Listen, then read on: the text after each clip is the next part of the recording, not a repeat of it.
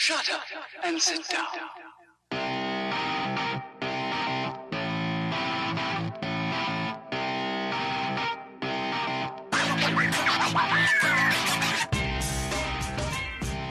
Hello and welcome to This is Ibrox, the interviews. My name's Martin Douglas and today I'm joined by River City star, Panto star, but a man who'll probably be most remembered for getting pumped half of you and Cameron at FIFA.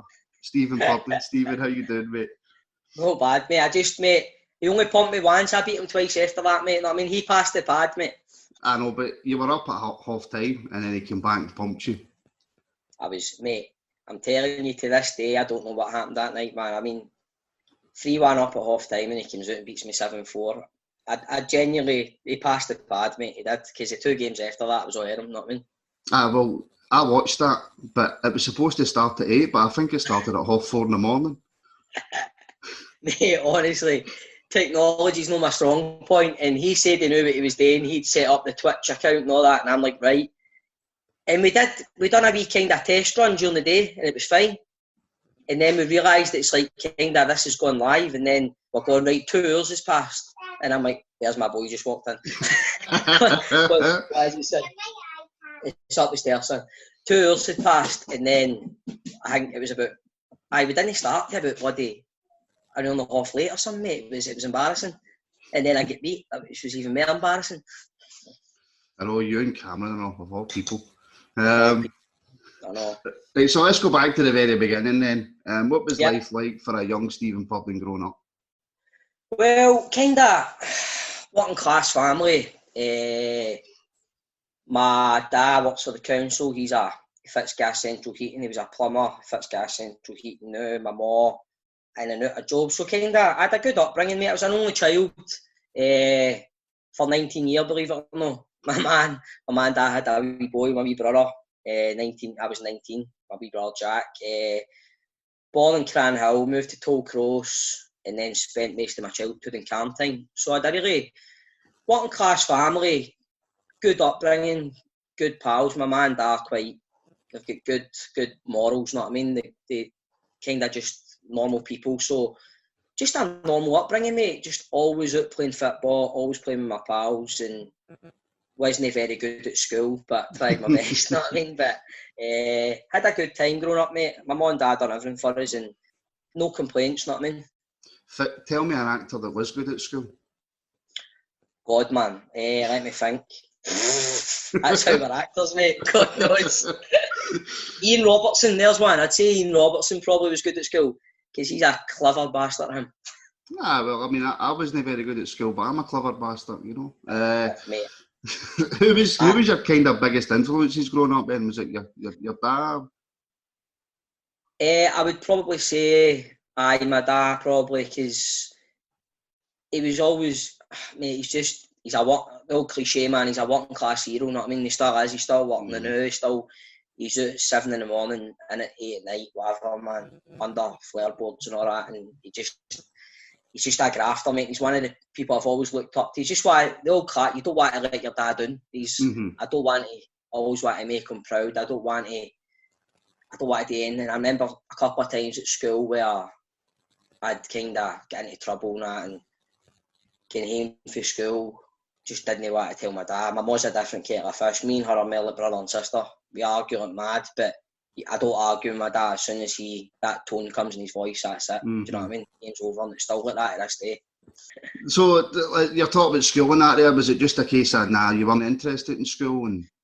Well, I went to obviously to Carntyne Primary, and I went to Smithycroft Secondary School in Ridley. It was a lot of, I loved school. I really enjoyed school, great days, man, but obviously like the first few years at Smithycroft, it's always tough. East End of Glasgow, we've got a lot of boys and lasses for Blackhill, Rickazy, Garfamlock, Carntyne, Ridley, so it was more not being overly dramatic, it's just more about surviving and being kind of no getting stabbed. Basically, like just being able to honour yourself and stand up for yourself, and I've got really good pals, mate, do you know what I mean? Me and my 4 mates, we're still best pals to this day. We went to primary school, secondary school together. But me and my best mate, Tam, we were the last two left in school, boys, out of the boys in our year, because we stayed on to 6 years, because I didn't know what I wanted to do in my life, you know what I mean? I got a very small part in a film called Ratcatcher. It was directed by Lynn Ramsey, and I got that while I was at school. And then when I went and done that, I kind of thought, right, I might give this a bash, but going to school in the East End of Glasgow in the 90s, you're going, what, you want to be an actor? Do you know what I mean? I kept that to myself. I mean, I didn't know how to that. But school was great, man. It was a great school. I learned a lot of life lessons, mate. You know what I mean? So how did the Ratcatcher thing come about then? Because if I can take for what you're saying, it's not like you were in school and you were in drama and you loved it all and you had plans on being a big actor. So how did that come about? Well, at my school, they didn't even have drama. I think they've got drama at Smithycroft now, but they didn't have it there. Do you know what I mean? So it was Lynn Ramsey. She's a director, kind of similar to like Ken Loach, where a lot of actors, well, no, she's a lot more big time now, but in the days, she was kind of wanting to use real people in her films. So they were going around all the schools in Scotland, and we all just got like a wee screen test in school. It was in like the canteen in school, and I remember going for it. And then she came back to me and says, I really want you to be... I was initially meant to be playing the part of James, which was the main part. So I had the main part up until the 11th hour and get the phone call saying they'd changed their mind, but they would still like me to be involved in it. So because of that kind of last minute change of heart, they kept me on for the full production. So I only had like one tiny scene in the film, but I was there every day as a stand-in for the boy William Eady, who got the main part.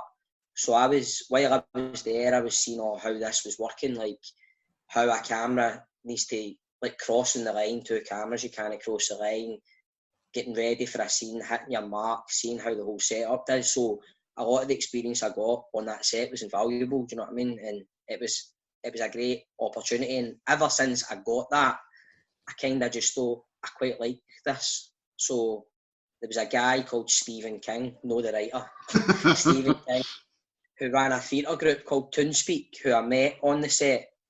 And I heard he ran this theatre group. And my friend Ian Robertson, he went to the theatre group as well. So I joined that. So kind of just snowballed for there, mate.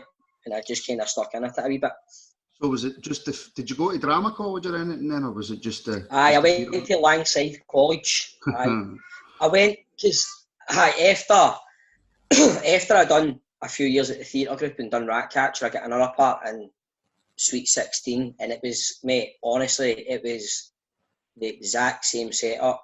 It was between me and Martin Compston right to the last day of auditions, and I remember sitting waiting on the phone call. And they phoned me and said, we've gave the part to Martin. And mate, I swear to God, man, I was in tears, man. I was gutted. But again, I got a part. He offered us a part in the film, so I went and done that again. And then after that, I thought, I'm not getting anywhere with this, do you know what I mean? So I was going to just go, I'm going to go and get a trade or something, do you know what I mean? Do something normal. But I went to college, I went to Langside College. And then during my first year at Langside College, I get the chance to audition. I got a phone call. So I was working in my uncle's shop at the time as well. He was a manager in Cruise, the clothes shop in the town. So I was working in there and going to college, and I got a phone call from a casting director who'd seen me in a play saying, do you want to audition for this part? I says, what is it? And they said, Shellsuit Bob. And I remember thinking, this is a wind-up. What? Shellsuit Bob? Like, no, it's going to be a new Scottish soap that's starting on BBC. So I thought, fuck it, I'll go for the audition. And I went and got down to the last two again, and I could see history repeating itself again. But I got the part, and then the next day I went into college and says, troops, I'm off. So that was it. Were you more gutted that Martin Compston got the part over you because you're a Celtic fan, or because you really wanted the part? No, at that point I didn't really know. Martin he wasn't what he is now, you know what I mean? A big deal, man. At that point, he was just a young boy for Greenock, but very similar to myself, kind of. I know Martin well enough now, you know what I mean? I've spoke to Martin hundreds of times, so I know he's a working class family like myself, and I think it was just one of the things. His face fit, mine's didn't. It was close, I think, because I remember Ken Loach phoning my director and saying, look, I'm really sorry, it's just, it wasn't an easy decision. And at the end of the day, man, they went with Martin and he's went through the roof. He's massive, and television has been really good to me, mate. So I can't complain either, do you know what I mean? So we've both went different ways, but I was genuinely gutted because I really thought I'd go at it. But it's like, I don't know, man, it's like you're waiting in one goal for your cutting and you've got the money spent, haven't you? Do you know what I mean? So I kind of got my heart set on it, but like I say, I've not done bad after it, mate. Fair. You've done better than me. Did you have any kind of like part-time jobs or anything? My first job, I worked in a news agency around the corner from my house. I worked there when I started college. Then, as I say, I worked in my uncle's shop. But again, man, I've just been so lucky. Like, since leaving college, I've just been acting since I left. I've done different plays. I've been in River City constantly and doing pantos as well. So that's the only two jobs I had. Working in a news agency, which was brilliant, man. I loved it. It was just a wee corner shop around the corner from my house. Opening up in the morning and all that, getting all the papers and all the rolls and all that in and serving the punters. It was great, man. And then my uncle's shop was brilliant because I was still staying with my mum and dad at the time, and you get a 50% discount when you worked in Cruise, so it was great, man. How come every actor I've spoke to knows somebody or either worked in Cruise? I don't know what it is about that show. Right, before we come on to River City, I spoke to Jordan Young about this, and panto. See, panto is a completely different beast for any other kind of acting. It's I would say, I mean, I've done panto now for, God, man, it must be about 15 years now. It's a different discipline altogether. It's, first of all, you need to enjoy it because you're there every single day, doing 2 shows a day. You've got an audience in front of you, hundreds of weigh-ins, hundreds of just punters that come to the panto every year. So you need to enjoy it, but it's a mindset I need to get into. Because obviously when I'm doing River City, it's a lot more relaxed. You just go in, if you get it wrong, you go again, you're there. But when you get into panto, it's getting in that mindset the first day of rehearsals, 2.5 weeks rehearsals, then you get a 7-week run. So your life basically goes in hold, do you know what I mean?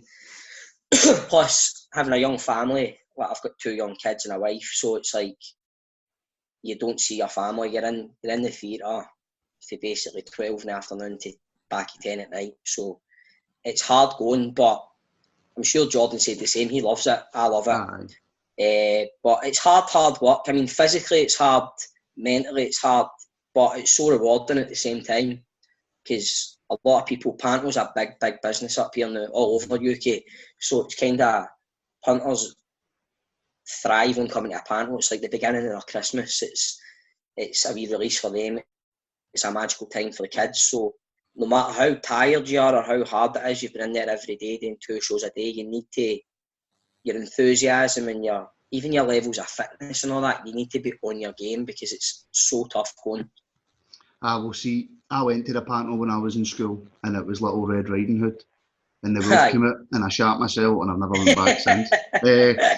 But you might relate to this a wee bit better than Jordan. I don't mean that as an insult or anything, but coming from Glasgow, right? See, in school, if you had said, I'm going to go and do panto or whatever, right, you'd get the piss took out you, right? Aye. And I asked him this question, and I'll ask you the exact same question. Do you need to have a serious set of boys to be able to go on stage with the clays and the dancing and the kind of over-exuberant acting? And because for me, that would be, I'd be like that. I'd be fucking shiting myself. No, I totally know what you mean, mate. It's like, I mean, I'm 37 at the end of this month, and I still, to this day, if my mates text me, because my big mate Bert goes to the panto every year with his family, when they text me saying I'm coming to see you, I still get that wee guy for 5th year in school feeling about me going, oh man, I don't want wait till my mates see me walking out in this pink Shellsuit I've got to the finale, man, all that kind of stuff. So I still get that, mate. I do get a wee bit of that, but at the same time, man, we're all big enough now. It's my job. You know what I mean? It's my job. It's what I do. But there is still that in me where I go, oh man, if I make eye contact, if I know somebody's in the audience and I'm sitting near the front, you make eye contact with them, I just know they're going, I'm going to rip the James Bond out you after this. Do you know what I mean? So Still to that, but it's all good banter, mate. I know, it's just that for me, and it's weird.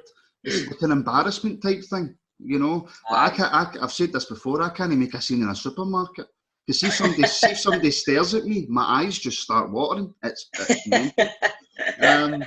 So right, River City then. So you've basically been in that since it kicked off. Aye, since day one, mate. Aye, it'll be 19 years this year, mate. Aye.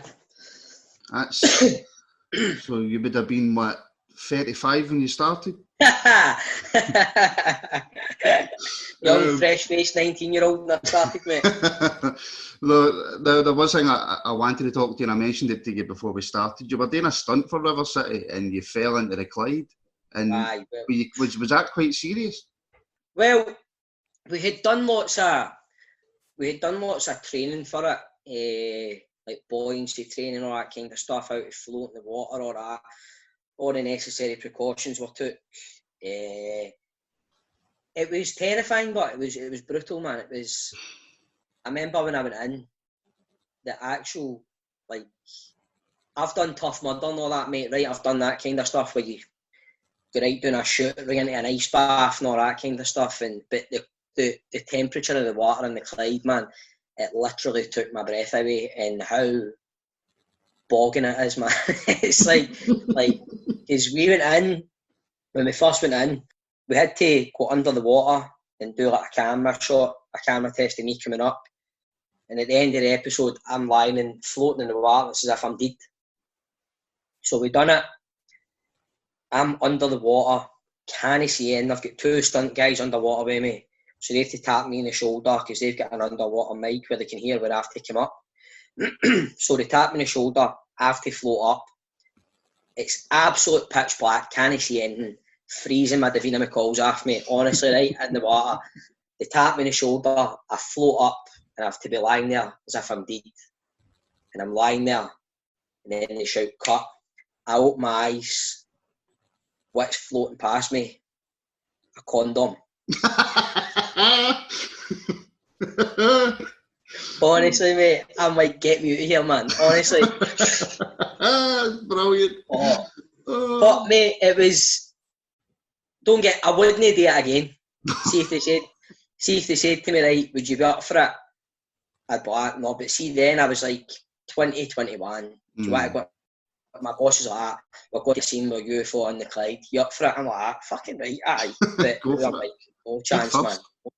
No chance. But it was good.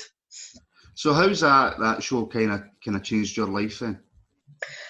Well, mate, it's basically been my life. Do you know what I mean? It's like I've just grew up basically on screen. I was 19 when I started.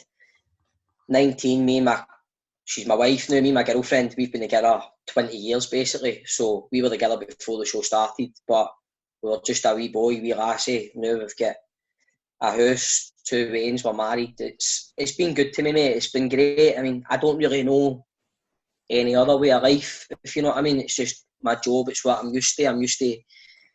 Alright, wee ears, wee Bob, alright Bob. You know what I mean? Sometimes I forget my name's Stephen, do you know what I mean? Because I've been in the show that long. So, no, it's been good to me, mate. It's a great job, it's a great place to work. And obviously under the current circumstances and with what's going on with the pandemic and that, I'm missing it so much, do you know what I mean? But it's a great place, mate. I actually forgot to ask you when I started the interview, and I'm probably going to get hounded for it. How are you dealing with the pandemic? How's the family? Aye, we're all good, mate. It's strange days, isn't it? It's strange days, but it's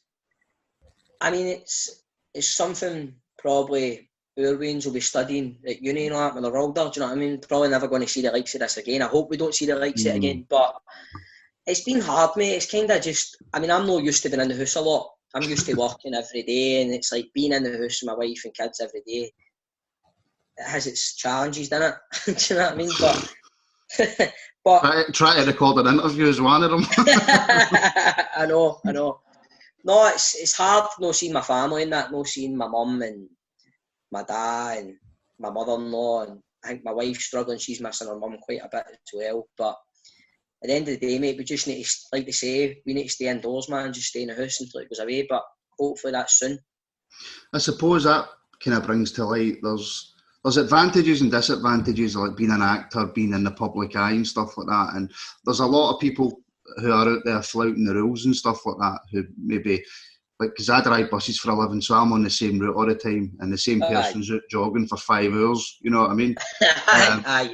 So, like, obviously, you can't go and walk about the streets and stuff like that, because the minute that happens, boom, picture, and that's you. Aye, no, mate, I mean, at the end of the day, like, my mate, he had to nail me, he just said, man, our grandfathers went to war to save us, not I mean, we're getting told to stay in the house. How hard can it be? I mean, I know it is challenging mentally, but you see all these videos, like the people in Coke Bridge a few weeks ago and all that kind of stuff's just, it's ridiculous, mate. But it's just selfish, mate. You're always going to get people like that are going to go against the grain, they're going to do what they want to do, so it's their call, but it's other people that need to suffer for it. Your mate that said that, has he got any kids? Aye, he's got a daughter, aye. And he came away with that? Oh, I don't know. So obviously you're young and that, and you started in another city. Did you expect to be in it as long as you have? Well, no. The initial contract was a 3-month contract I got. So I got a 3-month contract. So I spoke to the teachers and that at the college and said, look, this is a 3-month contract. Because when the character started, I was kind of just a character that dipped in and out. I was Deke's pal. I didn't have any family. I didn't have a house in the show. I had no family. So I just came in and out the show every couple of episodes. But then, obviously, 19 years later, I'm still there, mate. Do you know what I mean? So I've been getting away with it. I've not been fun out, mate. Do you know what I mean? So that 3-month contract was just, I will just make sure he's no shite. Aye, basically, aye. But it was 3 months, and then that finished, and then another 3 months, and then it just kept going like that. So, aye, I've been lucky, mate. I've lived a blessed life, man. Have you ever lived down the Shellsuit Bob name? No, it's not, mate. I don't think it'll ever leave, man. It'll be on my gravestone when I die. Aye. Shellsuit. Like I was saying to you, there's a wee guy in my work, I says, I'm interviewing Stephen Purdon for River City, and he went, Bob, Shellsuit Bob? That's it, so that's it. Right, so football Daft then. Obviously it started with Ewan and Grado, and then Ewan suddenly disappeared. I'll not ask you why. I'll ask you why after. And then obviously David Tanner came in for a wee bit and done a wee spell on it, who, by the way, I wish it had his voice, right? What a voice that is, by the way, innit? That's a voice made for TV, innit? So how did you end up on it then? How did you get the call for it? Well, I do panto with Grado every year at the Pavilion, so I don't know what was going on. I don't think David Tanner, I don't know what was happening there, but he was leaving, he wasn't staying on. So then they were speaking to Grado about it, and Grado said, Grado calls me Bob, by the way. He calls me Bob all the time, right? So he was on the phone to his producer, and he's like, look, they were asking him who he wants to have on the show with him. And he said, I want Bob. Like, Bob who? He's like, Bob, my mate Bob. And I walks out of the dressing room and he's like, look, do you fancy this? And he ran through what it was, and I was a bit apprehensive about it, a bit sceptical about it. I was like, 2 Rangers fans hosting a football Daft, you're kind of going to alienate a lot of your audience there, do you know what I mean? So initially I says, I don't think it'll work, mate. Plus I didn't want to really put myself in that position in case, it's an open goal for folk, just me and Grado, 2 Rangers fans. But then we thought, right, why don't we get a third wheel to it? And we know Grado knows Chris a lot better than me. I know Chris well too, but Grado phoned Chris and he's a Celtic man. So we thought we'll give it a bash, and that was it. Basically, I took care of him.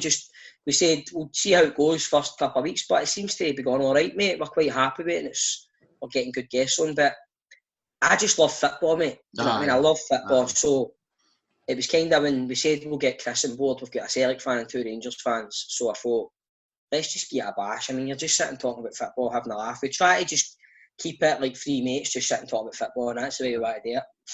You just need to be careful what you say to me, Chris, because he might take a jolly off you. I love working with Chris because he's the only boy in Scottish showbiz, man, that I work with that I'm taller than, so it's great. Annie Chris and Jordan Young Shagger, I know. Exactly. Is it difficult doing that? See, it's sort of like me and the guys at This Is Ibrox, right? We've got a lot more leeway because we're just normal guys with normal jobs. Aye. See when you're doing it, do you always need to kind of watch what you're saying? Aye, obviously, like, you don't.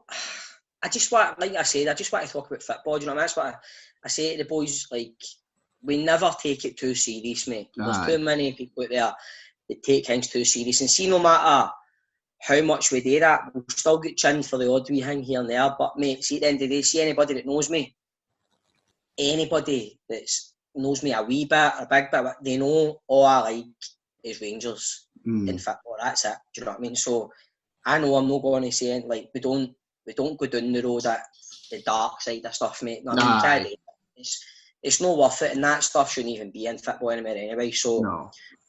Do you ever get chinned off Rangers supporters for no mentioning this and no mentioning that, and how come you're not talking about this? And no yet. I've not had that yet, but I'm sure I will get at some point.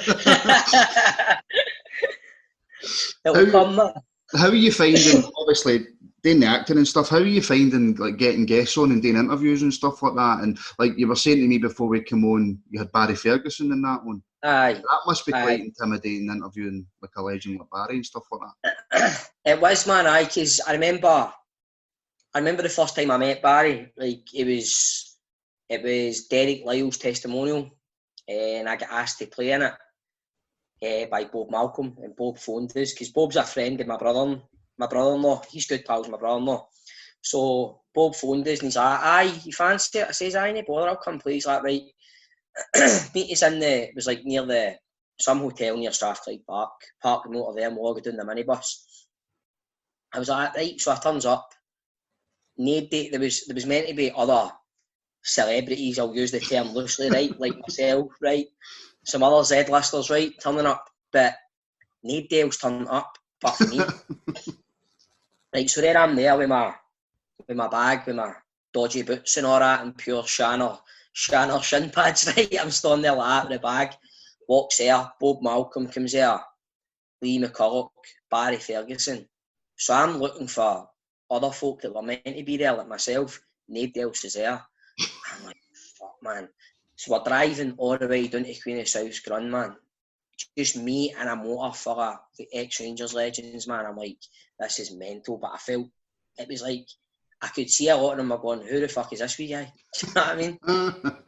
But that's the first time I met Barry, and on the way down he was great, and I've spoke to him a few times since then. I've met him at different things, and obviously I played the Legends game at Ibrox as well, so I've always kind of got on alright with him, you know what I mean? So it's still that way though, as much as you got on alright with him, you're still wary when you're talking to him, you don't want to make an arse of it, do you know what I mean? So, because he's a legend in my eyes. I know that's the thing I find, because obviously I've only been doing this 3 months, and it's alright when you're sitting with the guys doing the pod and it's just yous, but then if you've got like a guest on or you're interviewing somebody, it can all be going well, and then you say that one thing, and as soon as you say that one thing, that's it. But we'll go into that charity game then, because I'd never seen it, and then I finally watched it on YouTube. So you get the call, you're going to go and play a game at Ibrox. What's that like? Mate, honestly, it was one of the best days of my life. It was brilliant, and it was great as well because I was with Jordan, Grado was there, and my mate Gav as well. So, mate, the build up to it was unbelievable. So we get asked if we would appear in it, and obviously we're like, aye. You know what I mean? Aye. Jordan had been asked, and then so I think he got me and whatever, I can't remember. But then I remember the morning of it, getting up, got the brown brogues, looked to it and all that, get a good gear on, and then Jordan picked me up, or Gav picked me up, and then we picked Gav, whatever. But then just driving up to Ibrox was like, it was, see the crowd there, and we're getting in the main doors, the main entrance and all that, and as soon as we went in, we had to sign a wee sheet, we goes in, I just feel this horn on my shoulder, right tight grip on my shoulder, how you turned round, it was Sir Walter, man. Oh. Like, why? So I can't get near my telly on a Tuesday night for 8 to 9 because of you week. You know what I mean? So it was like, it was just brilliant, man. And it was, we walked into the dressing room, because me and Jordan were in the away team, Grado and Gav were in the home team, so we went into the away dressing room. And we walks in, and Michael Moles is sitting. I don't know if Jordan told this story. Michael Moles is sitting there. And then Jordan's getting organised and that and sorts stuff out, and he pulls out boots, and Jordan had bought new boots for the game, right? Actual brand, just out the wrapper, new boots. So Michael Moles is like, you must be a player. Do you know what I mean? You must fancy yourself as a player. New boots, and you've got the number 10 jersey. Jordan get number 10, and Jordan's like, no. So then we goes upstairs, had something eating, all that, and then that's when everybody's there. But mate, I could talk about it all day. The stories, it was Archie Knox, McCoist was our manager with Archie Knox, and it was like, McCoist obviously was half an hour late as usual. He's late for everything, you know what I mean? So he comes in, he comes off the bench, he comes on the second half, scores a hat-trick. It's like, I had the worst game of my life. I was just too nervous. I couldn't pass wind, mate, honestly. Everything I touched was going the wrong way. Do you know what I mean? But it was just to be there playing that tough, and my boy was there, my wee boy, my wee lassie, my wife, and it was a great day, mate. Amazing day. See, obviously it was a charity game and stuff like that, right? So it's never really taken that serious. But how did you find the professionals in it? Were they taking that? Mate, Fergie was spewing, honestly. Fergie, because our team won. I think our team won 7-3 or something. Mate, the competitiveness, the professional, mate, it was still there. It was there, man. It was like Barry Ferguson, because Derek Ferguson was playing as well. And we came in at half time. I can't remember the score at half time, but we were winning anyway. And we came in at half time, and Derek Ferguson was like, he was pissing himself laughing, going, that wee dick's been training for about 3 months for this or not. He'll be raging. He's raging. But mate, the one person who ran the show that day, who still looked like he could play the day, was Mendes. Pedro Mendes was. Him and Kevin Thompson were just phenomenal that day. Phenomenal. It kind of shows you, but doesn't it? Because obviously they're well past their peak. Aye. With Kevin Thompson and that, he's had his injury problems and that. Aye. But it just shows you the level that they must have been at when they were in their prime. I'm sure Tomo played left back that day. And obviously he's a centre mid, do you know what I mean? But he played left back that day, and mate, his touch, his vision, his awareness, they're all at that. But mate, see, that's what me and Jordan were saying. As soon as you go on and a couple of passes get made and you're involved in it, you're like, I'm out my depth, big thing here. Do you know what I mean? It's like, I'm just going to embrace every millisecond there. Do you know what I mean? It was brilliant, and the banter as well. The banter was unbelievable. I get subbed in the second half. I came off, and I was sitting on the bench, and Archie Knox, Amoruso, and Michael Moles were on the bench with me. And Archie Knox went, "What are you doing sitting down?" And I was like, "What?" He's like, "No, go keep warming up. You're getting back on." I was like, "Right, no bother, man. I'm getting back on." So I'm running up and down the touchline. Comes back, sits to Archie. "No, fucking up and run. You need to stay warm." Moles is like, "You can't let the muscles seize." So I'm running up and down again, passing the home bench where Bob Malcolm sitting with Walter Smith, and I think Alberts was there, and I'm running by. Bob's like to me, "What are you doing?" And I was like, "Well, Archie's going like that to me. You need to keep warming up. You can't let your muscles seize. He's going to send me back on." They just all creased themselves, mate. They're pissing themselves back. And he's back. Archie's like, "You're a stupid cunt. Sit down." So it was like all that kind of stuff, mate. But you'll do anything they say, do you know what I mean? Because it's Archie Knox, it's Michael Moles, it's Walter Smith. Just legends, mate. And see for an experience like that, man, as a fan, you would pay thousands to do, you know? Aye, definitely, mate. Like, just the whole experience, like I say, having your lunch before it, getting down, getting changed, getting out on the pitch, warming up. Alec Ray, he was in our team, man. He was ultra serious, man. He's like to me in a warm up, "Just relax, calm down." I'm like, "Mate, I'm calm." You know what I mean? Shaking like a shouting dog, but I'm trying to tell him I'm calm, you know what I mean? But it was brilliant, mate. Great day, man. Great day. I'm not jealous at all. Aye. So where did the Rangers obsession start then? How did you end up a mate, I just, as far back as I can remember, mate, for a wee guy constantly checking teletext to see what the score is and all that, do you know what I mean? To listening to Super Scoreboard every week if Rangers on the Ibrox, like, mate, I don't know, man. My dad is Rangers Daft, do you know what I mean? So, extend for there, his family are Rangers Daft. Every single thing growing up as a wee boy, it was all about Rangers. It was all about who we signing, going like even the summer holidays where you can't relax on your summer holiday because you're trying to go around every shop in Spain, trying to find a daily record to see if we've signed them. Do you know what I mean? All that kind of stuff. Like, I've just obsessed, mate, and I'm still the same to this day. Like, obviously I've got a family myself now, and you're working. Sometimes you can't make as many games, but my wife will tell you, she'll say we're doing this, doing that, but the first thing I'll look up is the fixtures and see if we've got a game at home that day or we're away. So it's just been in me, mate, since I've been born, basically.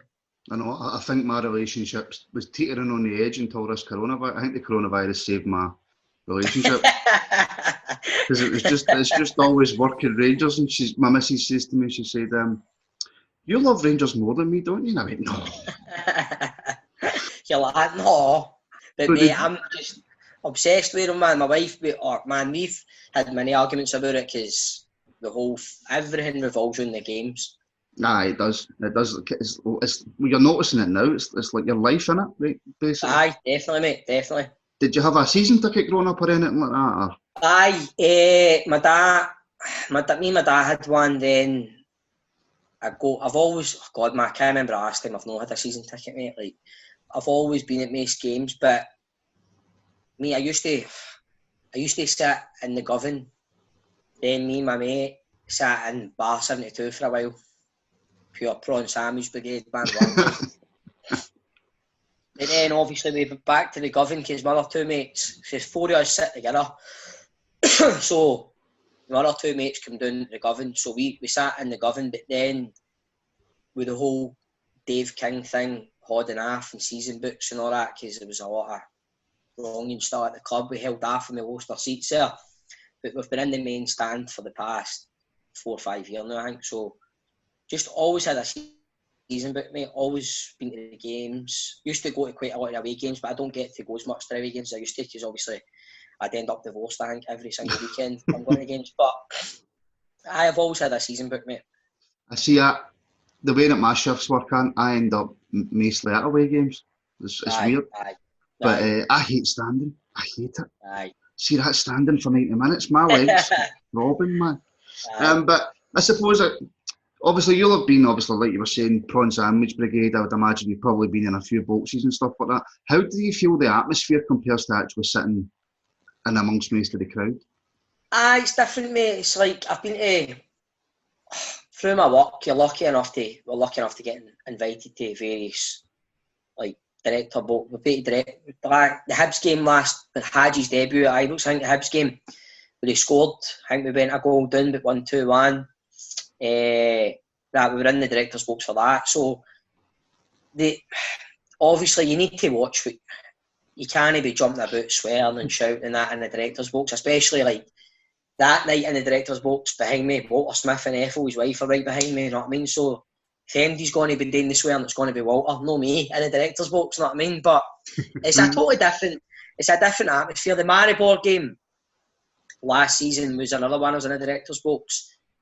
And what a night that was. Like, it was brilliant. But yeah, you're always going, I wish I was sitting with my mates.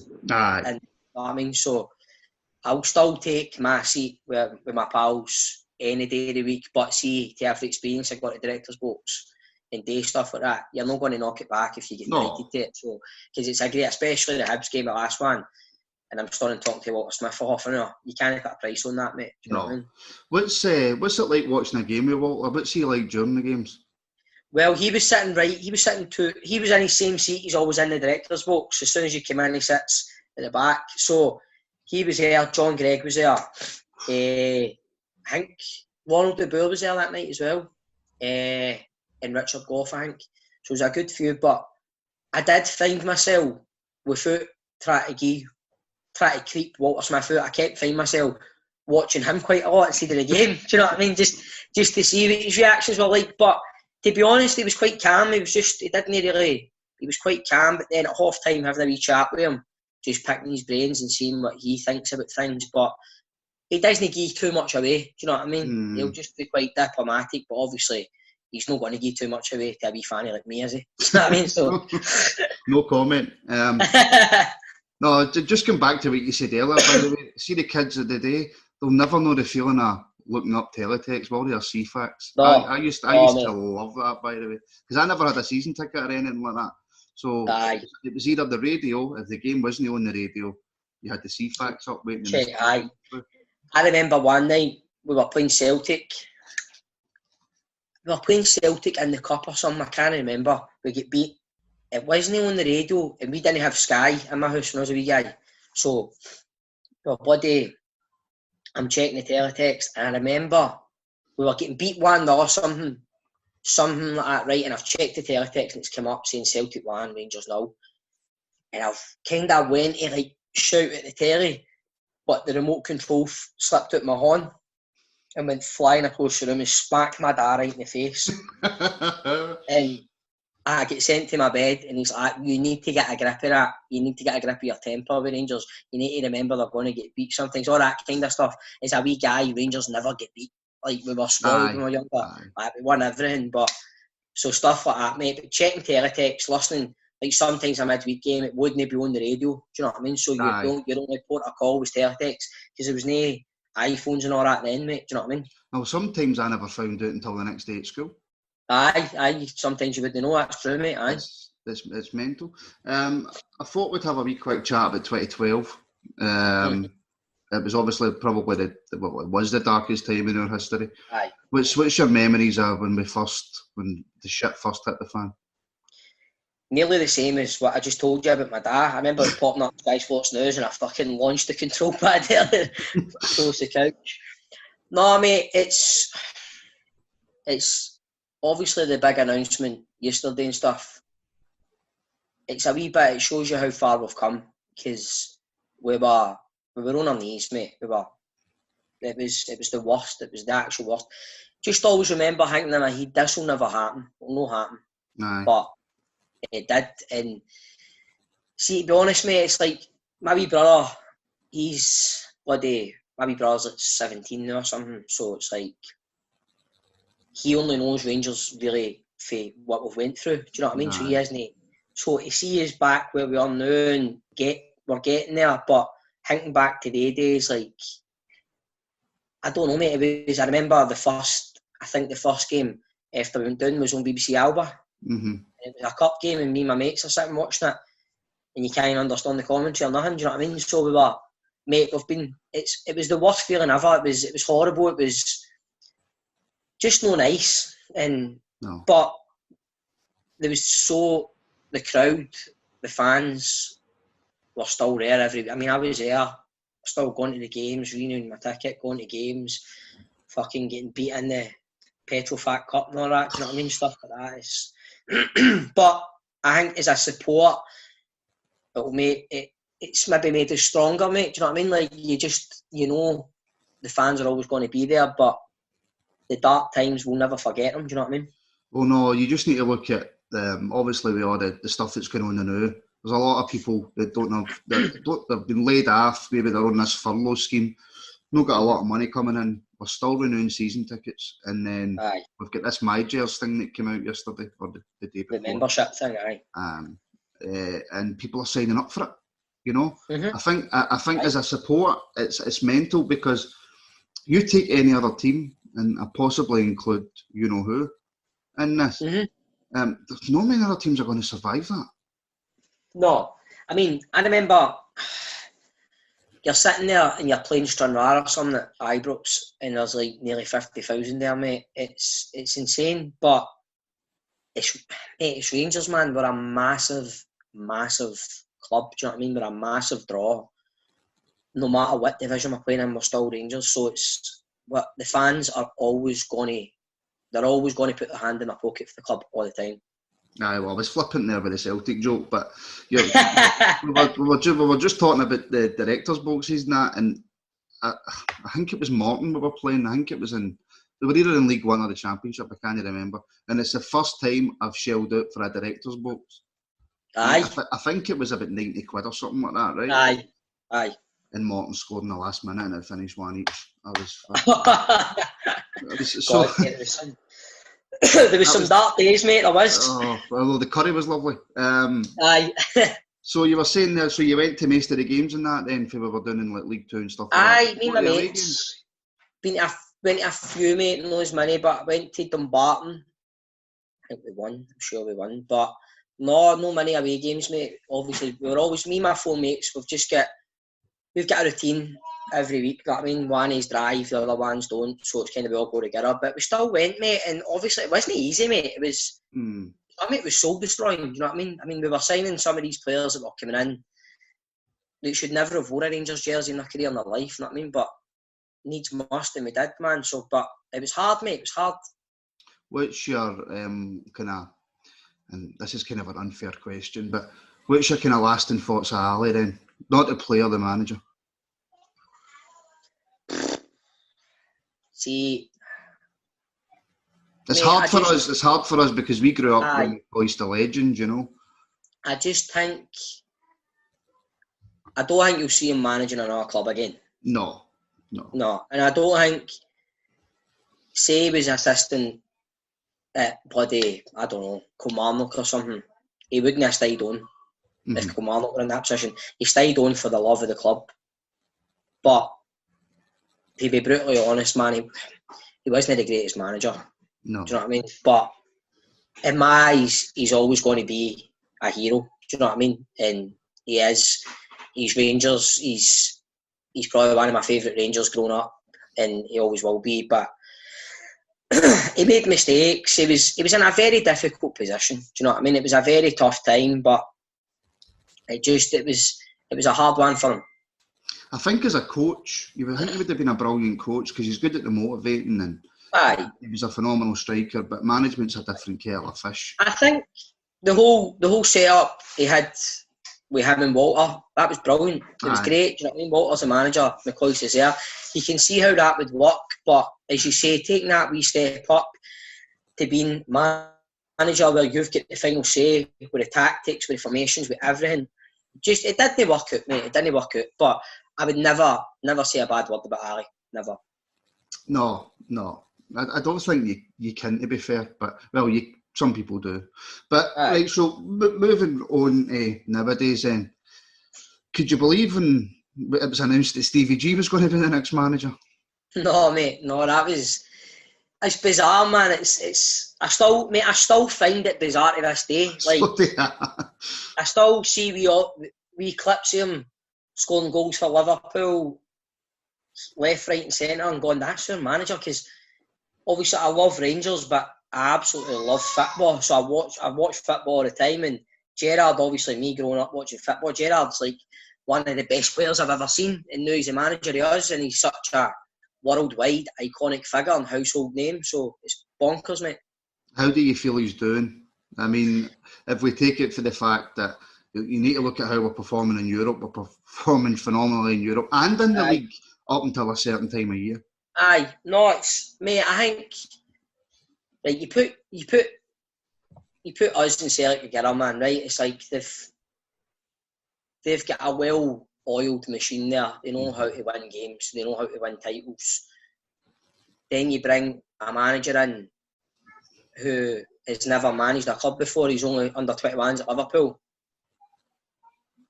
Pushes Celtic to a certain extent. First season, obviously, we all know what happened. We come back that game at Rugby Park, but gets us for the very first qualifier in the Europa League right through and then beyond this year as well. So, I mean, he's gave us our identity back. He's gave us our pride back. We're competing. It's just that final piece of the jigsaw, just sustaining the challenge, just keeping it going. But anybody, I mean, I read so many people, everybody's entitled to their opinion, but when it all kind of started to unravel after Dubai again, you see people calling for his head and all that. That's just, for me, and it's only my opinion, that is incredibly daft. I can't understand it because the guy has took us, for me, he speaks well. He represents the club well. He gets what it's all about. When we won at Parkhead, you can see how much it meant to him because he knows how much it means to the fans to win down there after so long. So, for me, he's the right man going forward for us because I just think he's a winner and he gets it and he's embraced what Rangers are all about.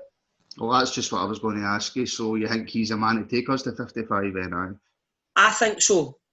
As I say, it's only my opinion. People might disagree, but if we just another couple, I mean, obviously with the current pandemic, we don't know what's happening with players like Hadji, stuff like that. You don't know with players' contracts, but if they can just get the final piece there, we're not that far behind them, man. Right, now, I've got to ask you about Tav and Morelos, but we'll start on Tav. We've not really discussed Tav on the pod that much, but he kind of splits opinion within the fans. Where do you stand on... I don't know if making him captain was the right choice, but where do you stand on Tav? He's not a captain for me. No. But then, does that go against what I've said about Gerrard? Because Gerrard made him captain, so do you know what I mean? But for me, well, I think he was the captain anyway, then Gerrard came in and kept him there. So captains cannot make so many big mistakes in big games. For me, no, I'm not anti-Tav. I think if you look at the guy's numbers, you look at him as a player, he's a very, very good fullback. His numbers will just absolutely blow any other fullback's numbers out the water. But his Achilles heel is always, I think he forgets first and foremost he needs to defend at times. He's a defender. But I wouldn't have him out the squad. I just think maybe the weight of expectation on his shoulders is being the captain and the leader of this team. It doesn't sit right with him, for me. But there's a lot of people that will say that, and I don't want to criticise Gerrard because I'm still in the Gerrard camp, but there's a lot of people that will say that he's got his favourites and no matter what they do, they will stay in that team, because you've just got to look at like Katic, for example, has maybe one bad game, maybe two bad games, and he's gone for ages. Now that might be down to his age, but there is a lot of people that will say Tav and Goldson can make as many mistakes as they want and they never get replaced. Aye, well, totally, man. But it's like, I think in all walks of life, in every kind of working environment, managers, bosses, companies, they've always got people to trust, haven't they? So, I mean, Goldson for me, right, in my opinion, is your best centre half. Right, see, I think a lot of stuff Goldson does goes unnoticed as well. See a guy that can ping a ball 50 yards on the money at times. I think a lot of that gets unnoticed. He's made mistakes as well. But at the moment, if you take Goldson at that team and you put Katic and maybe Edmondson, obviously Hollander's out injured.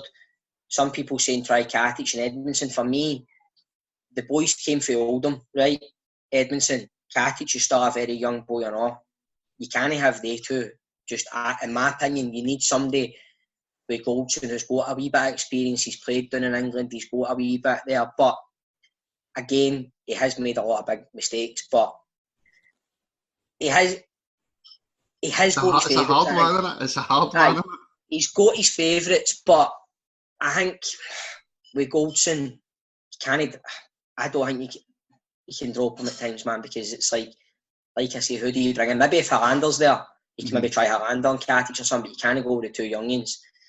Tav, obviously, if Gerrard drops him, then again, it's the captain armband thing again, isn't it? So you're captain. That's a big thing. I would bring in Polster just so that his missus can make more vlogs. No comment. Scottish TV star after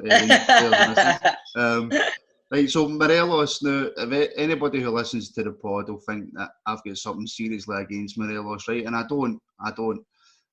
But and you can see what Morelos is doing now as well in his home country, or the phenomenal stuff he's doing, and and other people are sitting on Super Scoreboard demanding titles. Aye. Where do you stand on Morelos? Should we keep him? Should we sell him? Is his mentality good enough? Because he's obviously good enough at the goal scoring, but aye, he's a conundrum, isn't he? Again, like the team as a whole, absolutely on fire. Then we come back for Dubai, and I don't think he kicked his arse as soon as we come back. He did. I don't know. And he had a lot of the off-field thing as well with his misses and all that. You can see it affected him. But again, the media in this country, instead of praising the wee guy for what he's been doing, went from Colombia to Finland to Scotland. Instead of praising a natural raw talent we've got on our horns in Scotland in the Scottish game, just constantly looking to put him down, to nitpick his personal life, constantly doing that. But then the flip side of that is the wee guy gives him so much ammo as well, because he's high profile sending off, so he gets involved in things he shouldn't. But he's a young boy, man. Do you know what I mean? So if the money's right, we're going to, if we get a good, it's a no-brainer business-wise, for a business sense, do you know what I mean, to cash in on him, because what did we pay for him? $1 million? $1 million, I think it was. Right, so, $1 million. But I feel the way he's been treated in this country it's been very poor. Do you know what I mean? It's been very poor, but like I say, there's two. He was absolutely on fire this season up until a certain point, like the team was, do you know what I mean? But he's a great forward, and any centre-half that plays against him must come off and be absolutely shattered after the game, because he doesn't give him a minute. No, he doesn't.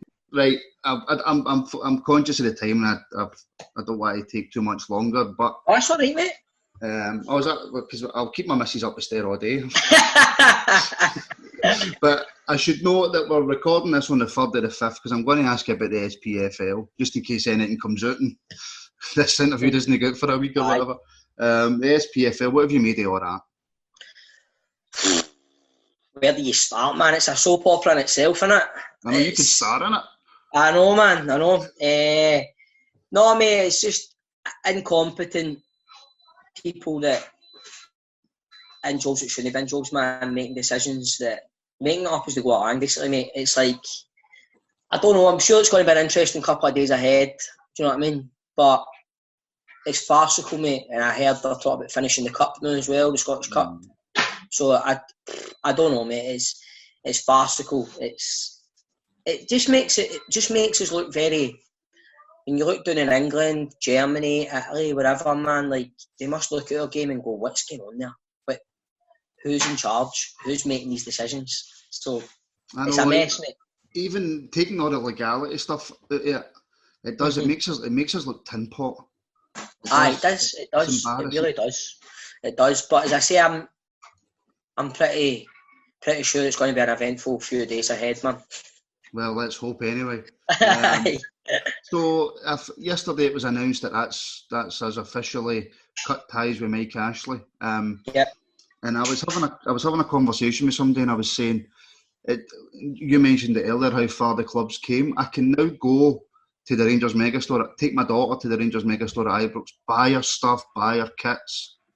Exactly, mate. Exactly. And I've been taking my son to the odd game last season. This season's still going on this season. But I've been taking him to a few games, try to take him and introduce him to the old Rangers family and that. So he's been to a good few games now, and that's one thing I cannot wait for, just taking him and being able to go into the superstore with my wee boy and just walk about in the shop and just stuff like that. We need to be, Rangers as a club needs to be self-sufficient. We need to do stuff like that. That is a big part of our revenue, is the commercial side of it.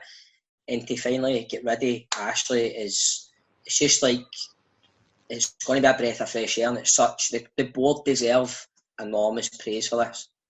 What do you make of the job that Dave King done? But obviously he's stepped down now, he's away for the club, but what do you make of the overall job he done? Phenomenal, mate, and I think this is still fruits of his work. Do you know what I mean? That I don't think a lot of people realise how much work King done for us behind the scenes, and how a lot of people, I know he's got his critics and he's got his people that, but I think he effectively saved us, mate. Do you know what I mean? Dave King saved us, and in years to come, I'm sure people will sit back and realise what he's done for us. And like I say, the current board, like Douglas Parton, they've come in and they've kept it going, but the result of what happened yesterday isn't just them, that's for so much hard work for King as well. Aye, absolutely.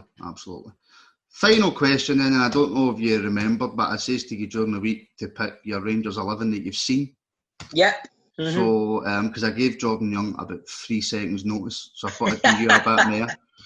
So for all the years you've been going to Ibrox and that you've watched on the telly, right, so my 1 to 11 would be, I'll have Walter Smith the manager, right? He's a gaffer, right?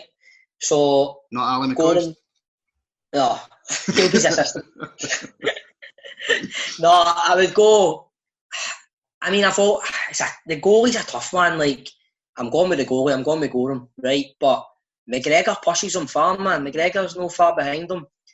We've always been blessed with so many good goalies, like even bloody Charbonnier, Stefan Kloss, bloody Chris Woods, Andy Gorham, McGregor, Andy Dibble there for 9 in a row, stuff like that. With his big green suit. I'm going to go with Gorham in goals. And then in front of Gorham, my 2 centre-halves will be Richard Gough, who will also be my captain, and Amoruso. They're my 2 centre-halves in front of Gorham. Right back, I've done this a couple of times, it's always a tricky one. Right back, try to be true to myself and players I've seen. I'm going to go with Aaron Hutton. Just for the simple fact, he was the first fullback I seen in my time going to the games where I go, we've got one of these, well, along with my left back, who I'll mention in a minute. He's like a modern day fullback. Do you know what I mean? Like, for that season before he went to Spurs, I think Hutton was phenomenal. He was brilliant. He was just, I don't think he quite made the heights he should have when he went down south, because when he went to Spurs, it was a big money move for him. They spent a good few bob on him, and I would go as far. He was a great right back just before he left us. So did you ever see Gary Stevens?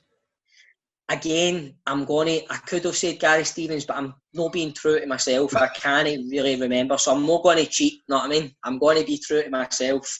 Gary Stevens, obviously, I did see him, but I can't pin out games and stuff. I can remember him, but no that much. But I'll go with Hutton, right? He's my right back. Left back, Arthur Newman. What? Arthur Newman. No, that's no. David Robertson. Newman. I know, but Arthur Newman. I know it's your team, right? But no, I'm not accepting that. I was going to go with Robertson. I was going to go with him. Him and Loudrup connection was phenomenal, David Robertson. But, mate, Arthur Newman, world class. Stephen, absolutely. Thanks very much for your time. I'm going with Newman. I'm going with Arthur Newman. I just thought the guy just oozes class. He was phenomenal Dutch internationalist. He could have played with a cigar in his mouth, man. He was that cool. Do you know what I mean? He was just defensively as well. We played Celtic there. Always had a gap running up. You give me that? You did a Barry Ferguson and McGregor, man. Even when they had watching all games that are on BBC, they knew, or doing reruns, he knew how to defend as well and going forward. Phenomenal. So, no David Robertson, Arthur Newman. All right, that's my back 4. Well, my back 5, including Gorham. Now, on the right, my midfield, I'm going 4-4-2, by the way. It might shock some folk, you know what I mean? Going old school. I'm going Loudrup on the right. He's there on the right. God, basically, he is just a genuinely world-class player that I think it was you I was talking to on Twitter. I don't know if it was you or somebody else, but players like Loudrup will not see players of that calibre in Scottish football. No chance. He was genuinely world-class. He's just a phenomenal player. So he's there. 2 centre mids are going to be Barry and Gaza. It's my 2 centre mids. Barry Ferguson, for me, growing up as well, he's up there with one of my Rangers greats, man. He's like the boy who lived the dream. Even his second stint when he came back, a lot of people give him flack for that, but I still think a young boy with Dick Advocaat coming in as manager, spending millions and millions on these world-class players, internationalists, to give somebody like Fergie the armband, he's screaming at players like Van Bronckhorst and Alberts and 2 guys telling them what to do. It just speaks volumes. The boy, he lived the dream, and he's one of the greatest talents the country's produced, man. Barry Ferguson. I think what gets missed out a lot as well, because of all the stuff that happened with Scotland and Paul Le Guen and stuff, he was a world-class midfielder. Aye, he was world class. He was. I mean, you seen him in games when we played bloody against Lothar Matthäus for Bayern. You know what I mean? He was going toe to toe with them and fucking damn well. Do you know what I mean? Dino Baggio against Dino Baggio when he played for Parma. I remember Barry Ferguson was phenomenal, man, phenomenal. But it just obviously his talent. There's a bit of his Scotland career and all that. But again, the Le Guin thing, people can maybe slag him for that. But when the whole Le Guin thing happened, somebody like Walter Smith, the man, the legend, like Walter Smith coming in, immediately reinstates him as captain. You're like, well, that says it all for me. Do you know what I mean? And then gets rid of him. Aye. So then, next to him, we've got Gaza. Obviously, speaks for himself. Gaza, again, for me, he falls into the bracket. We'll not see the likes of him in Scottish football again. World class, truly world class. Him and Laudrup. Just on Gaza. Just on Gaza, right? Sorry to interrupt. Just on Gaza. It's really strange, right? Because he was a phenomenally world-class player, but he doesn't look like a footballer. See, in his prime, he looked a wee bit heavy. I know. Looked as if he could glided past folk. Aye, he was... The way he moved through the ball, if you met him in the street, you would never imagine him doing that on a pitch. Do you know what I mean? Like, seeing him if you didn't know, but he was so strong as well. Like, so strong. Like, obviously, that 8-in-a-row game, I think it's his second goal, he's holding the boy off, he's running through it. He was world class, and I think we got him at a good time. I think he was at a crossroads in his career, you know what I mean, where he's looking Lazio and that, and he had the leg break and all that. And then I think, personally for him, having somebody like Walter there as well was great for him. And I think the dressing room as a whole was great for him. There's a lot of strong characters there. When you remember things like the cup final against Hearts at Parkhead when him and McCoy's had a square goal basically on the pitch, do you know what I mean? Where he needed people like that, I think, just to fucking bring it in, just to, do you know what I mean? So, no, it was a golden time, you know what I mean? They were great days. But Laudrup, Gaza, Barry Ferguson, and then on the left, I'm going to go with the hammer. I'm going with Albert. Of course, Again, Albert's, man, he was just... I remember I was at the game with my dad when he scored that free kick in the New Year game at Ibrox. I mean, the guy, he was one of the... along with like Gaza and that as well, like he's one of the players that come to this country and he just totally embraced what Rangers are all about. Do you know what I mean? Like, you could tell... Straight away. Aye. Just bought into it. Like, Albert's was just one of the foreigners that came where you go, he's one of our own. Do you know what I mean? But he's a fucking German. Do you know what I mean? But he was just... But he's one of ours because he totally gets it, man. He knows what it's all about. And it doesn't hurt that he scored against Celtic all the time and all that. I mean, so it was great, man. He was brilliant. He was class, man. Class act. Up front, it's not going to shock you. My two up front, McCoy and Haley. There's a few, I seen these, I think it was you that were tweeting during the week, showing big clips of Dado Purslow and that and all. Like, forget. Again, we were spoiled. Do you know what I mean? I could easily go with another couple. You could go with Purslow. You could go with Van Vossen. You could always go with Mo Johnson. You could go with Mo Johnson. But it's got to be McCoy and Haley. I mean, they two kind of almost telepathic with each other. Do you know what I mean? Like, goals that stick. You remember goals like bloody the goal at Erland Road where the ball breaks out wide, Haley's got the ball, just one look, he knows where McCoy's going to be, right on the money, diving header. Even the Leeds fans were clapping the goal, do you know what I mean? Some of them behind the goal, but nah, I don't think, and it's a dying art now, the double act up front, you know what I mean? Two up front, you don't see it so much now, so they two just, I don't think there was at that time a better strike force than they two together. No, and for all McCoy gets lauded for all his goals, and rightly so.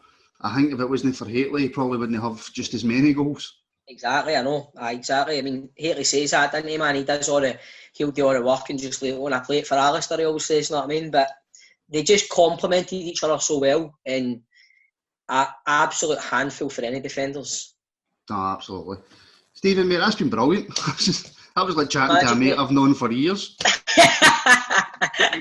No, mate, it was lovely, man. It was a great chat, mate. Enjoy it, man. Good luck editing it, mate. Thanks very much, mate.